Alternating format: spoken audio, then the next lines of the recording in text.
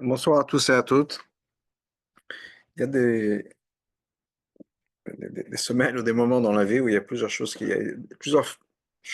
se, qui se répètent, disons.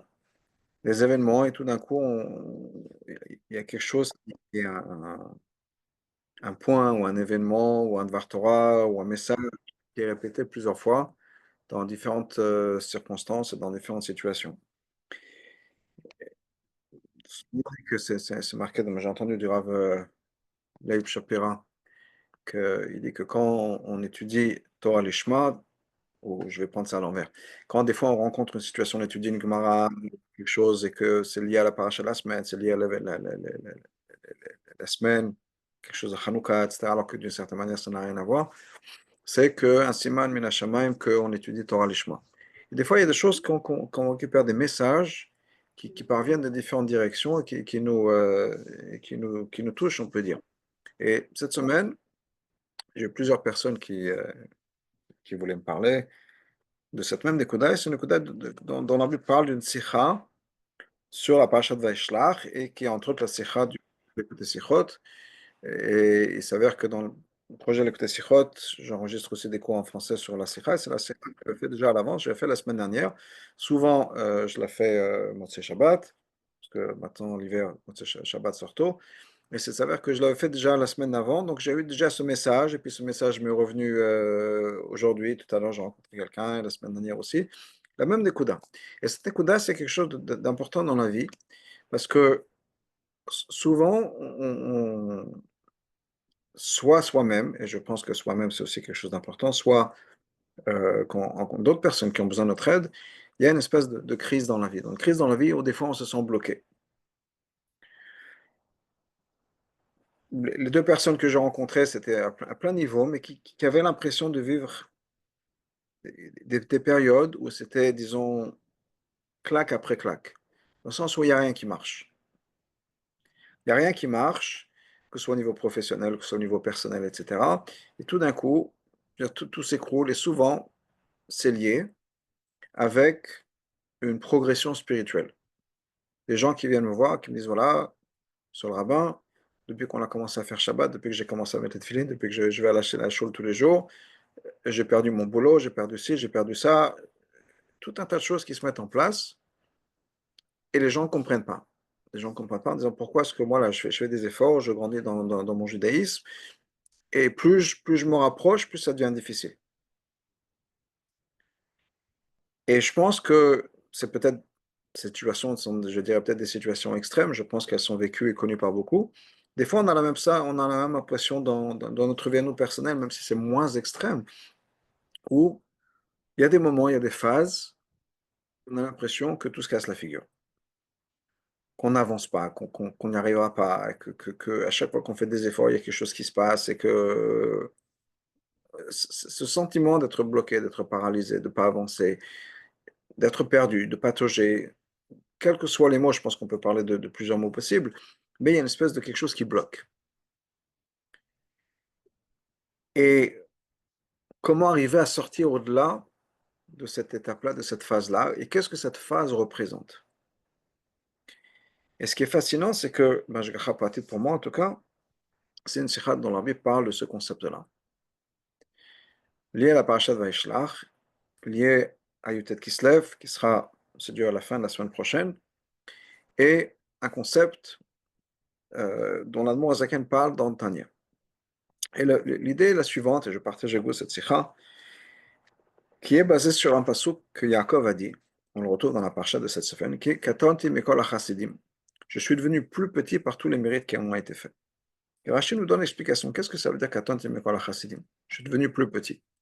Alors Rashi nous dit que, en fait, c'est basé sur Chazal, que mes mérites sont devenus plus petits grâce à tous les chesed que Hashem a fait.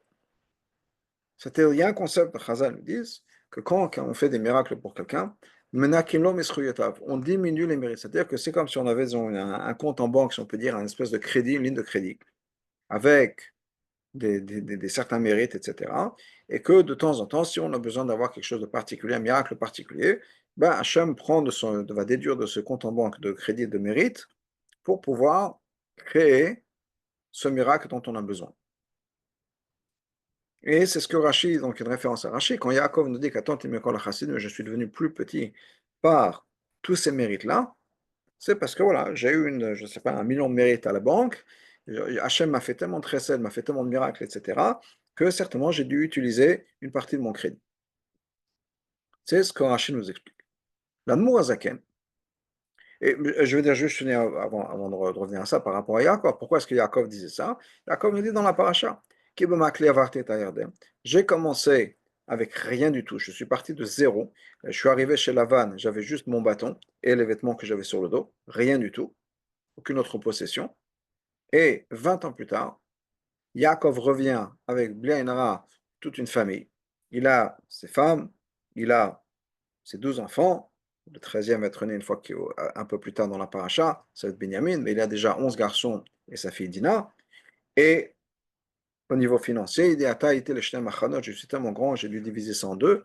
Baruch Hashem, c'est quelqu'un qui est devenu, qui revient c'est vraiment, c'est une histoire de succès. Alors, toute la paracha de la semaine dernière, c'est une histoire extraordinaire. Je veux dire, la manière dont les choses se sont passées. Quelqu'un qui est parti de zéro avec rien du tout et qui devient un milliardaire.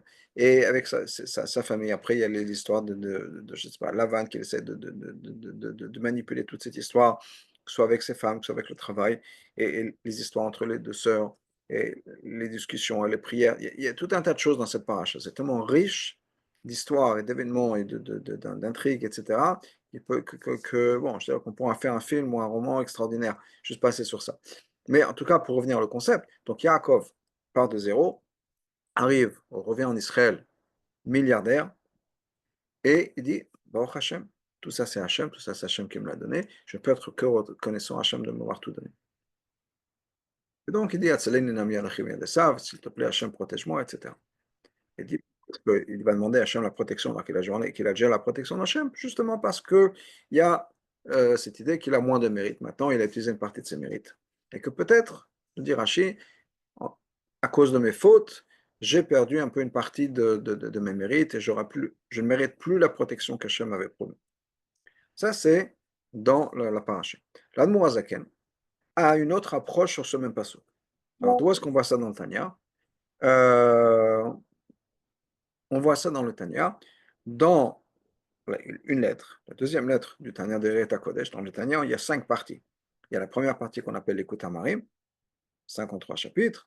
Ensuite, on a Shaykh Vayimuna avec son introduction Chinur Katan, qui est sur l'unité d'Hachem. Ensuite, on a Igerat Tshuva, oui, Shaykh Vayimuna, Igerat Tshuva, qui est donc la troisième partie. Ensuite, Igerat Kodesh, les lettres. Et à la fin, Kontres Acharon, quelques explications sur des points mentionnés plus tôt dans le Tanya.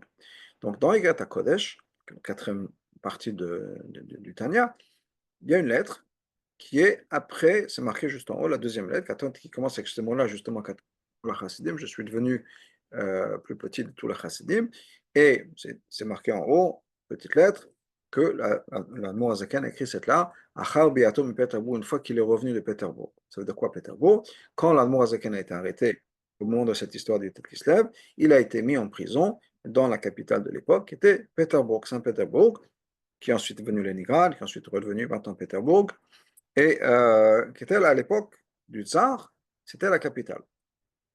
Les communistes ont changé la capitale à Moscou, justement pour s'écarter du tsar et de ce régime-là, mais à l'époque c'était la capitale. Donc il était arrêté, il était à Saint-Pétersbourg dans cette prison-là.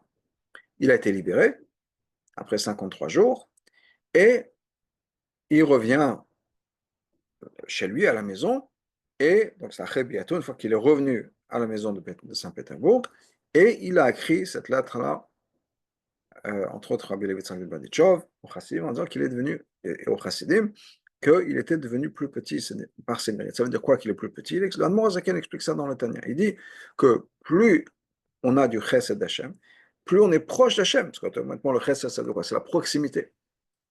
Plus on est proche d'Hachem, plus on devient petit. Pourquoi?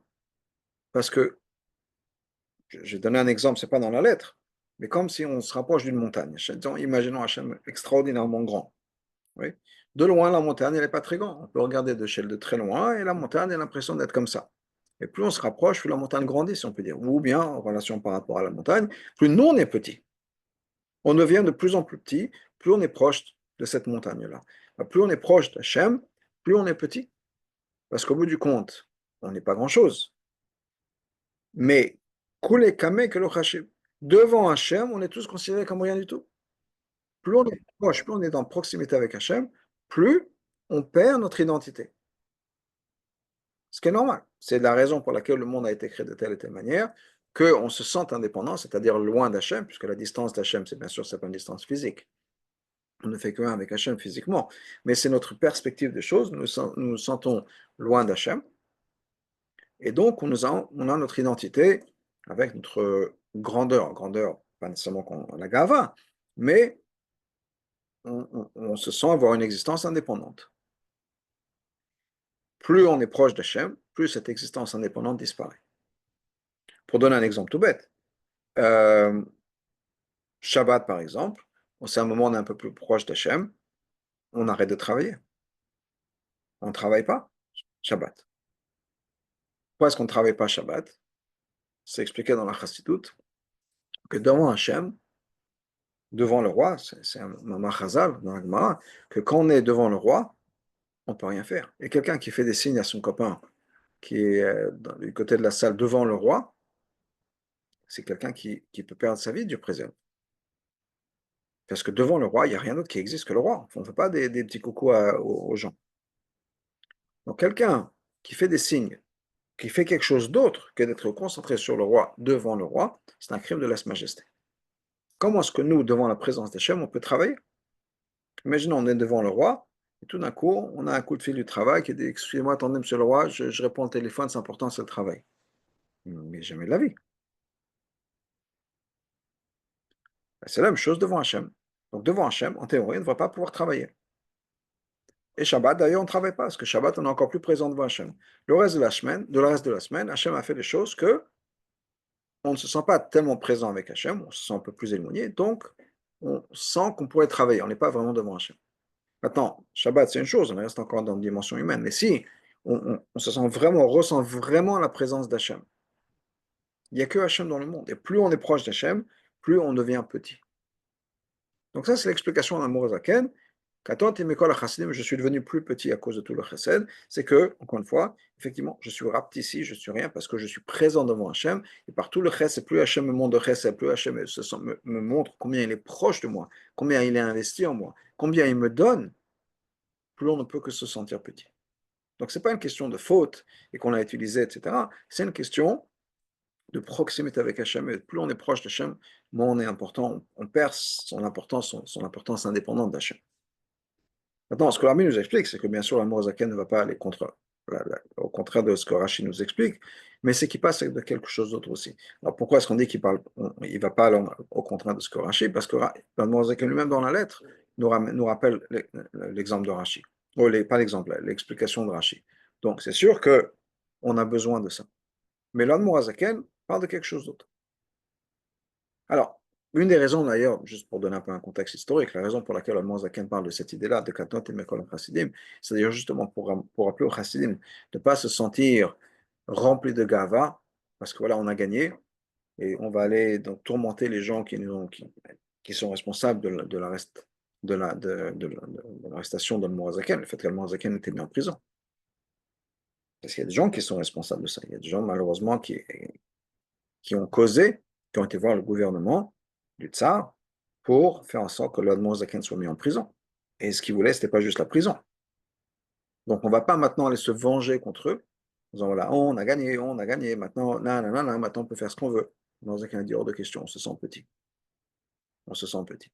Mais malgré tout, l'Admon Zaken dans cette lettre-là parle encore du fait quand même qu'il faut, à tous les mérites qu'on a eus, il mentionne quand même cette idée-là de Rashi. Maintenant, la question qui est adressé, c'est pour ça que je parle de ça aujourd'hui, et c'est pour ça que j'ai fait ma petite introduction, c'est que comment on peut parler de faute chez Yaakov, chez l'Admor Zaken? C'est quoi une faute? Comment est-ce qu'on peut parler de faute? Puisque l'idée, c'est quoi? C'est Shema Yigrom Achet. Peut-être, Yaakov a dit ce que Rashi ramène. Yaakov a dit Shema Yigrom Achet, que peut-être que la faute a causé que j'ai perdu les mérites, et donc je ne mérite pas la protection de Hachem. Quelle faute on parle de Yaakov?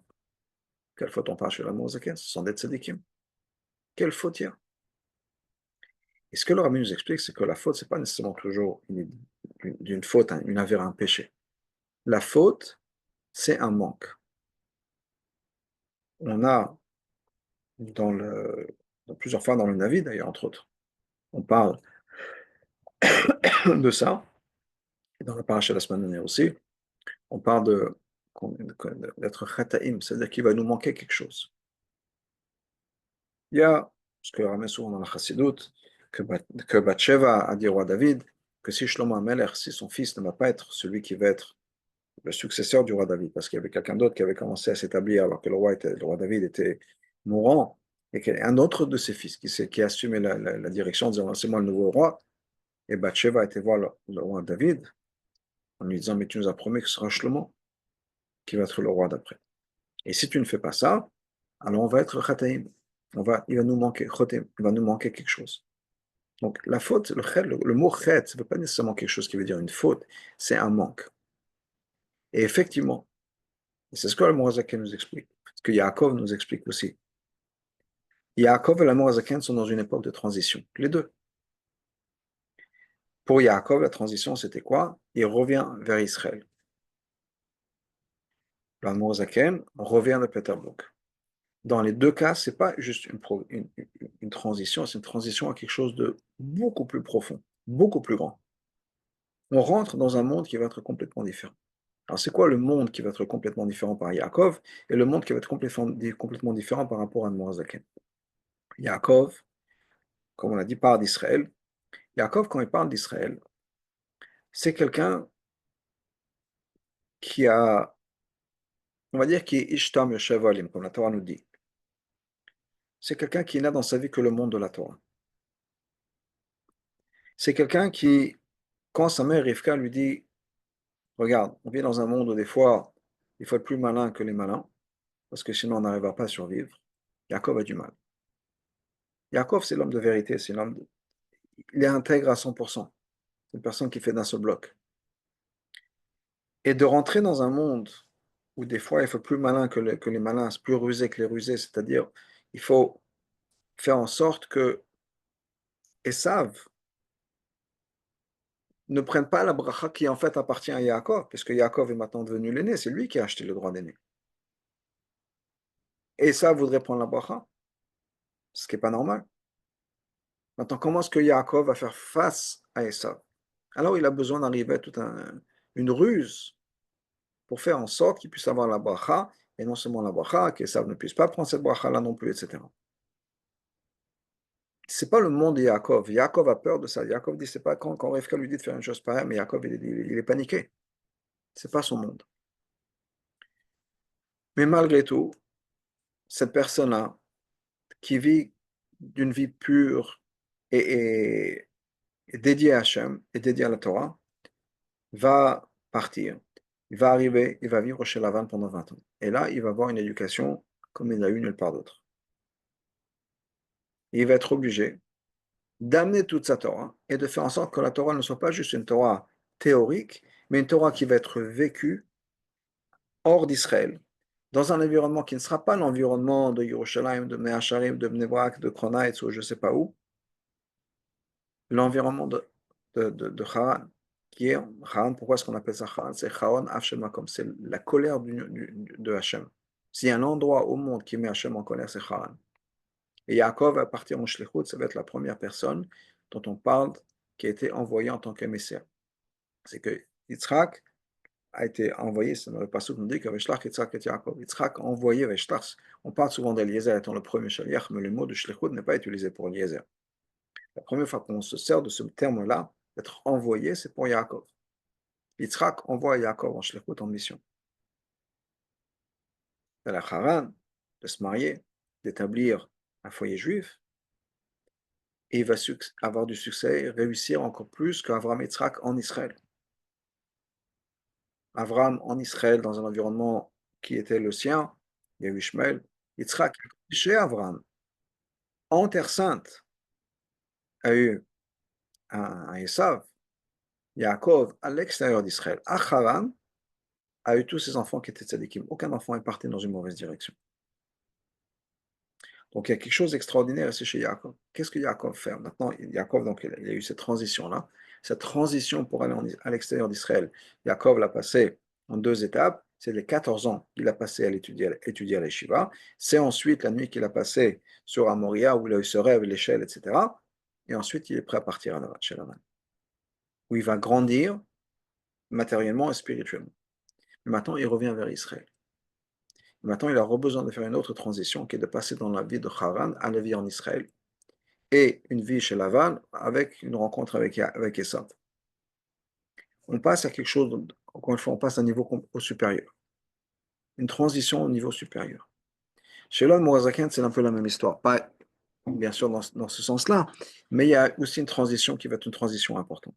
Quand l'homme Mourazaken a été arrêté, alors on connaît l'histoire, on se connaît que le rabbi précédent nous explique que la raison pour laquelle l'homme Mourazaken a été arrêté, c'est que spirituellement, il y avait une réévaluation des enseignements de la chassidoute. Est-ce qu'on continue à répandre la chassidoute tel qu'on l'a fait jusqu'à maintenant ou pas? La chassidoute, c'est le secret le plus profond d'Hachem. Imaginez, on dit sur Moshe Rabbeinu Bechol Betin et Manhu que Hachem, dans toute ma maison, vous pouvez lui faire confiance. Qu'est-ce que ça veut dire? Est-ce que Hachem et que Moshe Rabbeinu n'allait pas voler l'argenterie? Qu'est-ce que ça veut dire qu'Hachem lui fait confiance dans la maison? C'est qu'il n'allait pas raconter aux gens tout ce qu'il voyait. C'est-à-dire que quand on révèle des choses, disons privées, chez Hachem, il y a une révélation à être mise en place. C'est pas simple. Donc, pas juste parler de tout. Juste comme, imaginez une conversation entre deux personnes. Une personne qui va partager des choses intimes. Vous ne voulez pas que l'en masse, ça se retrouve sur Internet. Si vous ouvrez votre cœur à une personne, vous partagez des choses profondément intimes, et le lendemain, c'est affiché partout. C'est difficile à avaler. Alors, comment est-ce qu'on peut prendre les secrets les plus cachés d'Hachem, les choses les plus intimes par rapport à Hachem, et les révéler?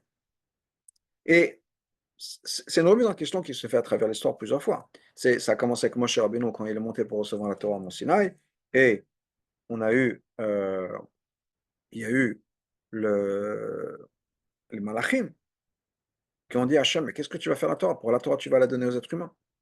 Ils vont la souiller, ils vont la gâcher. Et là, Hachem a dit à Moshe, tu leur réponds. Il leur a répondu que la Torah a besoin d'être en bas, etc. Mais cette remise en question à chaque fois, est-ce qu'on va vraiment partager la Torah, qui est la chose la plus précieuse qu'Hachem a, est-ce qu'on va vraiment la donner ici sur Terre aux êtres humains? Est-ce qu'on va la souiller? Est-ce qu'elle va avoir le kavod, le respect nécessaire? Alors, de temps en temps, il y a cette réévaluation qui est mise en place. Arrive l'histoire d'El Zaken, il y a encore une fois une révélation, mais là, on rentre vraiment dans le plus profond. On va révéler des choses les choses les plus intimes, les plus secrètes d'Hachem. Est-ce qu'on le fait? Alors, il y a une pause, 53 jours. On remet ça en question.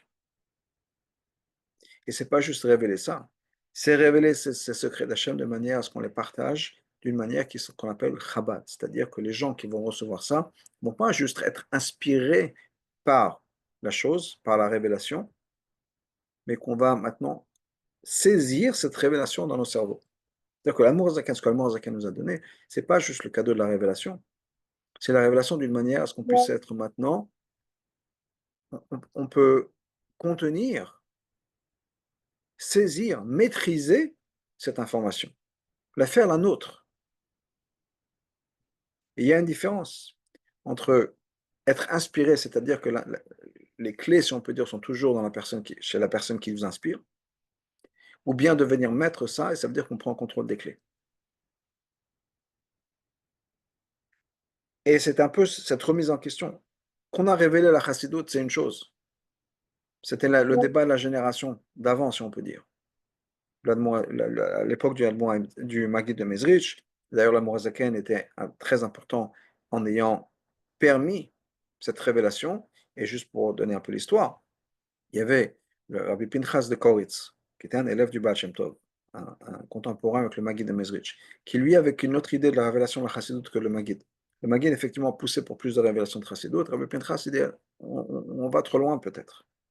Et une fois, alors que Rabbi Pinchas était en train de visiter Mezrich, il a été voir le Maguide, il marche dans la rue et il voit la Sidra la semaine par terre dans le caniveau. Bon, ce n'était pas la Sidra la semaine, mais c'était une page d'un mamar de Chassidut, des enseignements du Maguide de Mezrich qui était dans le caniveau.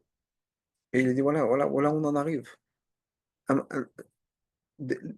parle des 10 sphirotes, on parle, je ne sais pas ce qu'il y avait écrit dans ce papier-là, des choses les plus profondes qu'est Hachem, des secrets de la Kabbalah, et où ça se trouve par terre dans le caniveau. Mais Hachem Ishmor, où est-ce qu'on va avec ça? C'est certainement un signe qu'on est allé trop loin. L'Admor Azaken prend conscience de ce qui se passe. L'Admor Azaken va voir Abimitras de Koritz et lui a donné le fameux exemple de ce prince-là qui allait mourir et qu'il fallait écraser la pierre la plus précieuse, la pierre centrale de la couronne du roi, pour que peut-être une goutte puisse rentrer dans la bouche du prince et le guérir et le sauver.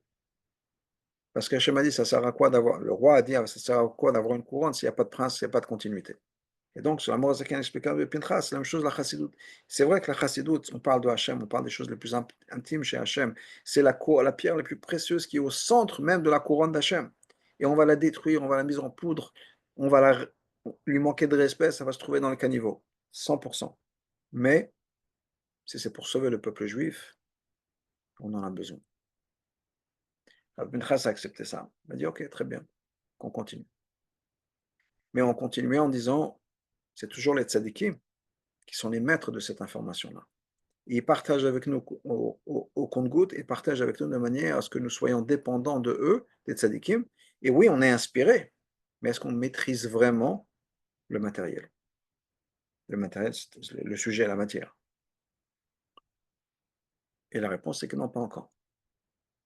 C'est l'Admour Azaken, et encore plus à partir de justement de sa libération après, peut-être qu'il se lève, qui va vraiment nous donner les clés de cette information-là.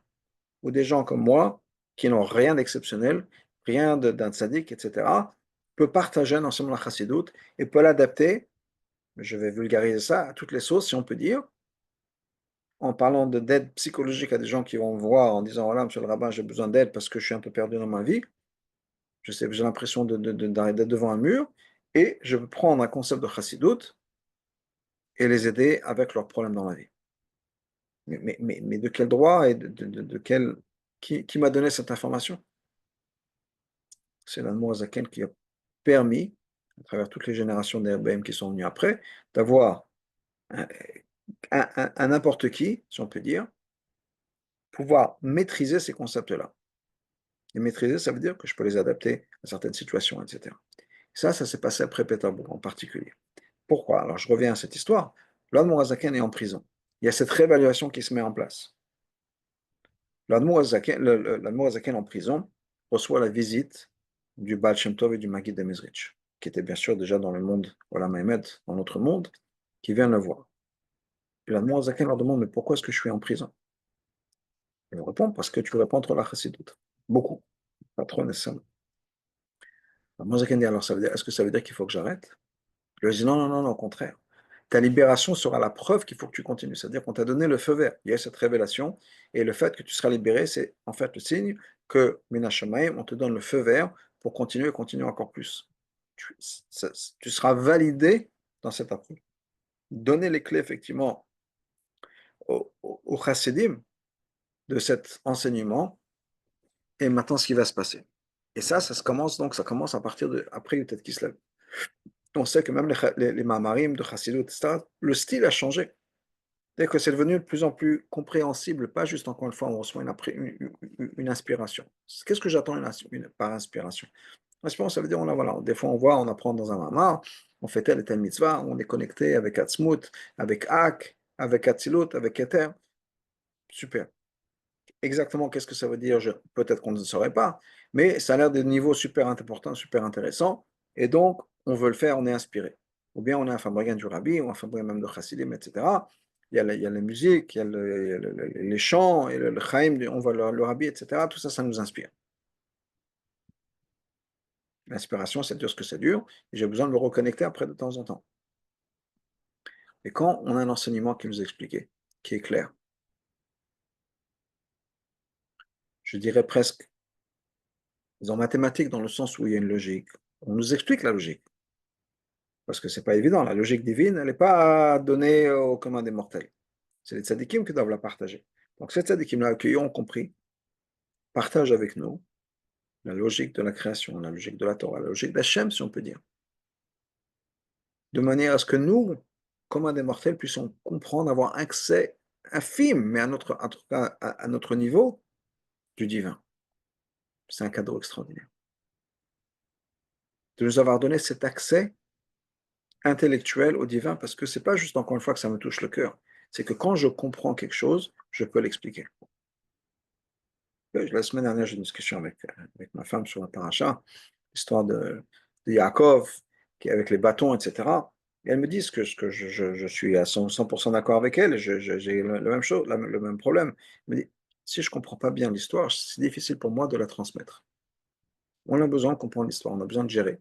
Comme on gère un morceau de Gemara, un morceau d'Alachat, etc., on ne peut pas transmettre, faire un shiur si on n'a pas vraiment compris le matériel. Alors on peut répéter des choses dans l'espoir des fois que ceux qui vont écouter le shiur, eux, vont comprendre. Donc même si moi je ne fais que répéter des mots, peut-être des fois on peut se dire, ok, bon, moi j'ai pas bien compris, mais je vais répéter exactement les mêmes mots qui sont marqués, et peut-être que les gens qui vont l'entendre vont comprendre. Et l'un n'empêche pas l'autre. Il y a une histoire intéressante, le père du Rabbi Levitzak, donc le père du Rabbi était une fois chez le Rabbi Hacham. Le Rabbi Hacham, il parlait de qu'est-ce qui se passe, qu'est-ce que le père du Rabbi fait au niveau Shorim, etc. Il a dit, voilà, je fais entre autres, on a un shiur dans Samervav, les Mamarim du Rabbi Hacham. Il dit, ok, ouais, depuis combien de temps? Il dit, ça fait à peu près, je sais pas, 6 mois, un truc comme ça. Le Rabbi Hacham dit, ok, très bien. Et où est-ce que vous en êtes? Et le Rabbi Yitzhak lui dit, on vient de tourner la première page. Le Rabbi Hacham dit, comment ça? 6 mois sur juste une page? Mais de quoi tu parles? Qu'est-ce que tu trouves comme explication? Et le Rabbi Yitzhak il dit, ben, voilà, par exemple, alors il explique un concept qu'il a expliqué justement, un des shiurim sur cette première page-là. Ben, Hacham écoute, il dit, écoute, c'est pas, j'avais pas pensé à ça, mais effectivement, ce que tu dis, tu as raison. Donc, des fois, effectivement, surtout chez les tzadikim, ils disent des choses qu'on dit que c'est le concept de Ruach HaKodesh que les tzadikim ont quand ils écrivent quelque chose, quand ils parlent, c'est que c'est le message d'Hachem qui parle et qui partage. Donc, il y a beaucoup plus d'informations que même la personne elle-même peut comprendre et peut saisir. Alors, bon, des fois, effectivement, on partage les mots du rabbi, même si moi, je n'ai pas nécessairement tout compris, mais je fais passer les mots et il y a la personne de l'autre côté qui peut comprendre. Mais de manière générale, c'est difficile de pouvoir transmettre quelque chose qu'on n'a pas compris à un certain niveau qu'on n'a pas saisi. Donc, le cadeau du Amour Azaken, c'est justement ça, de pouvoir avoir partagé avec nous, la compréhension des choses, qu'on peut prendre un concept et le comprendre. Et donc, on peut le partager. C'est-à-dire que c'est expliqué de manière compréhensible. Même si c'est des sujets tellement délicats et tellement fins, les rebbeim nous ont expliqué ça de manière tellement claire que maintenant, comme je dis, n'importe quelle personne comme moi peut donner un shiur. Parce que j'ai une toute petite, infime compréhension à mon niveau, etc., qui n'est pas grand-chose. Mais ce que moi je comprends, je peux partager. La Zaken est dans une période de transition entre la chassidoute, si on peut dire, d'avant Péterbourg et la chassidoute d'après Péterbourg. Comme Yaakov, avec sa vie à l'extérieur d'Israël et sa vie maintenant en Israël. Et à chaque fois qu'on est dans une période de transition, il y a une période de Katan Timekol Chassidim. Il y a un creux, il y a un vide. Quand on a dit Shema Yikor Machet, la faute, ce n'est pas une faute, c'est un vide, un manque. On se retrouve dans une situation un peu bancale. En Yiddish, on dit Neshtahin, Neshtaher, ni ici, ni là. On est entre deux chaises. Le chassid de Mashpia, Rav Menel Fotarfas, a passé des années dans le goulag soviétique. Il avait raconté une histoire une conversation qu'il a eue avec quelqu'un qui était un funambule. Quelqu'un qui marche sur le fil, dans le cirque. Et le funambule lui explique, lui dit, le secret de l'acte, c'est de regarder ni à droite, ni à gauche, ni en haut, ni en bas, rester concentré, focalisé sur le poteau devant nous. C'est le secret. Comme ça, on ne tombe pas. Le Rav Mendel Fotafas réfléchit, il y a 30 secondes. Et qu'est-ce qui se passe au moment où on doit retourner faire demi-tour. Parce que là, on avance, on a le poteau en face de soi. Mais quand on fait demi-tour, on n'a plus de poteau en face de soi. C'est quoi le secret à ce moment-là? Et le funambule lui répond effectivement, Rabbi Manel, effectivement. Ça, c'est le moment le plus difficile de tout cet acte qu'on fait au cercle. C'est le moment où on pivote. Parce qu'on n'a pas encore de nouveaux repères et on a perdu les anciens repères. Et ça, c'est cette période-là de Katantin, de Shema Yigomachet. Il nous manque quelque chose. On a perdu, on n'est plus dans les anciens repères et on n'a pas encore de nouveaux repères. Pour donner un autre exemple, le rabbi dans cette sikha, qui est des fois on étudie un texte. Un passage dans le Chumash, une sikha, un morceau de Gemara, quel que soit le texte. Tout va bien, on a compris, c'est bon. Et puis tout d'un coup, on a une question. Une question qui remet en cause toute ma compréhension. Et là, qu'est-ce qui se passe? Non seulement je n'ai pas encore de réponse, mais même ce que je pensais avoir compris, en fait, il s'avère que je ne l'ai pas encore compris. Je suis perdu. Je n'ai plus mes anciens repères. C'est-à-dire que pendant un moment, je pensais avoir compris. Tout va bien. Une fois que j'aurai répondu à ma question, tout ira encore mieux.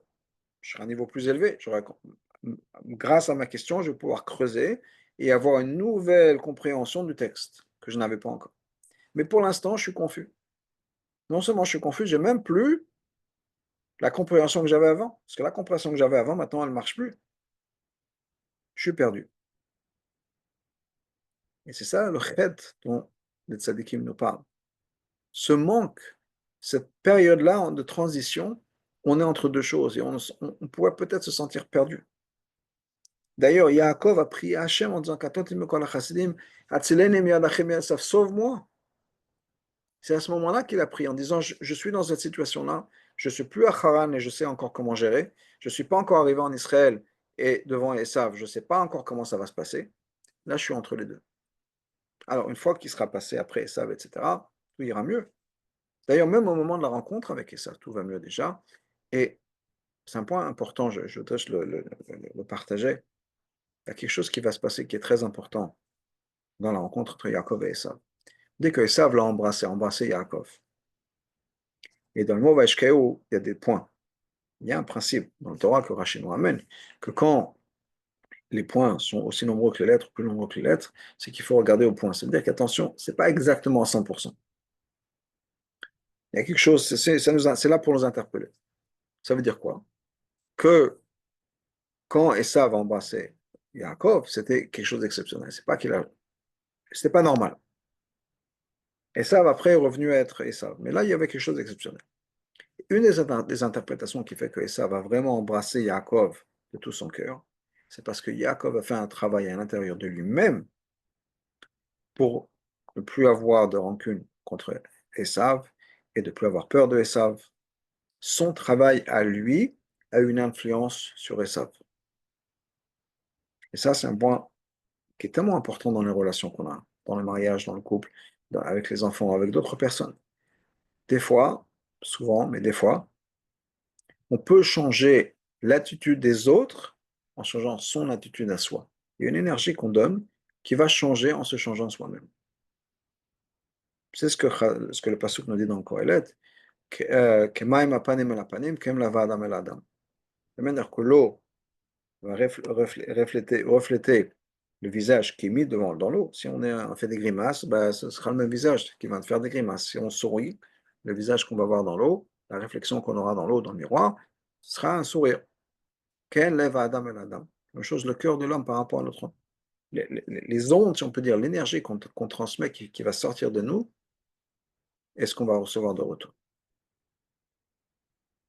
Bien c'est d'une certaine manière la même idée, que quand il y a des choses qui viennent de notre cœur, on le ressent. Donc, quand on fait un travail sur soi, ça peut avoir un impact sur les autres. Ça, c'est quelque chose qui est important dans le couple. J'ai souvent des couples qui viennent me dire, oui, monsieur Rav, oui, bon, tout ce que vous me dites, c'est très gentil, mais lui, pourquoi est-ce que lui, il ne change pas? Pourquoi me dites à moi de travailler sur moi-même? Ou bien le contraire. Oui, tout ce que vous me dites, ouais, moi j'ai fait des efforts, hein, mais elle. Oui, c'est vrai. Et ce que je dis aux gens, c'est que quand je travaille avec lui ou avec elle, je leur dis la même chose. Travaillez sur vous-même. Il n'y a pas de souci à ce niveau-là.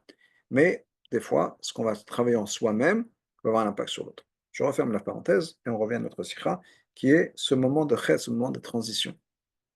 Quand les tzadikim parlent, le schéma Igor Machet, que peut-être que la faute va nous causer quelque chose qu'on va perdre notre mérite, ça veut dire quoi? C'est pas la faute, c'est ce manque d'équilibre, ce manque de repère entre deux étapes. Mais c'est ça qui va nous propulser à quelque chose de plus profond. La manière que la question quand j'ai une question sur un texte, j'étudie un texte, je pense l'avoir compris, tout d'un coup j'ai une nouvelle question. Cette remise en question, cette question-là, va me permettre d'avancer encore plus, d'avoir une profondeur encore plus importante dans ma nouvelle étude. On regarde une sikha ou une sikha sur Rashi ou une sikha sur la question. Il y a tellement de choses dans la chassidoute. Des fois, on apprend un mahama, en tout cas moi. Je dis, ah, mais c'est une question tellement bête, tellement basique. Comment ça se fait qu'on n'y a jamais pensé? Les questions sur Rashi que le Rabbi pose dans la paracha, des fois, c'est des questions, mais effectivement, comment ça se fait que je n'ai jamais pensé? Ce pas des questions nécessairement. Chaque question est très profonde, mais s'exprimer de manière tellement simple. Comment ça se fait que je n'ai jamais pensé? Et qu'est-ce qui va se passer? On réfléchit à ces questions tellement simples, tout d'un coup, une autre lecture du texte. Mais entre-temps, on est coincé. Entre-temps, on est bloqué. Des fois, on peut être paralysé par cette angoisse qu'il peut y avoir de l'inconnu. On ne sait pas comment ça va se finir. Alors, il faut savoir que justement, dans ces moments-là, entre ces moments de transition, c'est des moments compliqués, c'est des moments difficiles. Mais c'est un moment de transition. Et souvent dans la vie, ce que Hachem fait, c'est que quand on est dans une période de transition, on a besoin de faire ce travail justement de transformation. Donc quand je reviens à mon point de départ, si on peut dire, on est des fois dans la vie dans une période où on se sent bloqué. Il n'y a rien qui passe. Et des fois, j'ai dit non seulement on est bloqué, mais plus on se sent avancé dans notre connexion avec Hachem, plus ça bloque.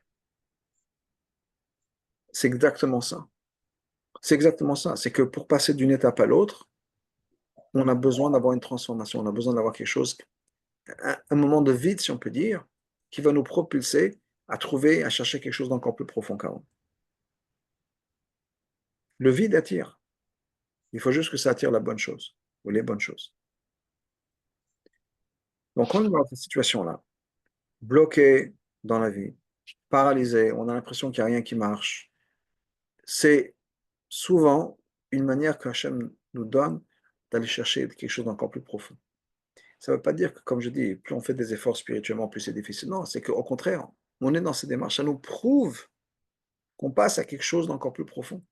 Et que ce qu'on a maintenant, on gère. Et maintenant, on a besoin de se réinventer, on a besoin de se retransformer, on a besoin de devenir quelqu'un d'autre pour pouvoir passer à l'étape d'après. Ou dans les mots du rabbi précédent, des fois, on a l'impression qu'on fait face à un mur. C'est peut-être pas un mur, juste le bas de la marche. Parce qu'en fait, il y a une marche en haut. Nous, on arrivait en bas. On était là en train d'avancer et on arrive à la marche. Il faut remonter pour pouvoir passer à la marche tout dessus. Donc, c'est pas qu'on arrive, c'est qu'on a fini cette étape-là. On est dans une période de transition, comme ce funambule qui maintenant a besoin de continuer. Il a besoin de changer. Et Hachem nous met dans une direction où ça marche pas, ça marche pas, ça marche pas, pour le guider justement à avancer dans la bonne direction et pas qu'on se perde.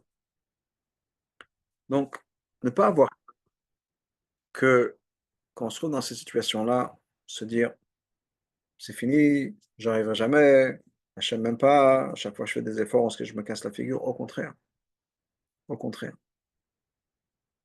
c'est l'opposé.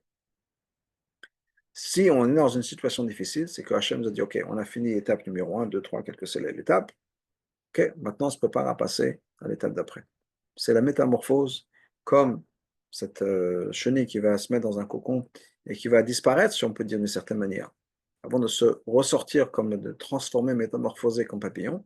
On a aussi besoin, on passe par ce passage difficile, qui va nous permettre de passer à quelque chose de différent. Alors c'est difficile, et comme Yaakov l'a fait, à ce moment on prie, on se tourne vers Hachem en disant, aide-moi à passer cette étape, ouvre-moi les portes, ou bien donne-moi la clairvoyance de voir où est la porte, que je n'ai pas besoin de tâtonner trop longtemps, et qu'on puisse, Bezrat Hachem, arriver à sortir de l'autre côté, à grandir de la même manière que Yaakov a continué à grandir, la Moazaken a continué à grandir, et tout ça, la Torah nous raconte pour nous dire que quand il y a de ces événements et ces choses-là qui nous passent, qui nous arrivent dans la vie, Je dirais presque que c'est un bon signe, c'est bon signe qu'on progresse. C'est signe qu'on avance. Ah oui, c'est difficile. Nous, on en met un peu de repos, un peu de répit. C'est clair et c'est évident. Il y a pas de, j'en parle pas trop parce que je dis que c'est tellement évident que je n'ai même pas besoin de mettre l'accent sur ça. C'est évident.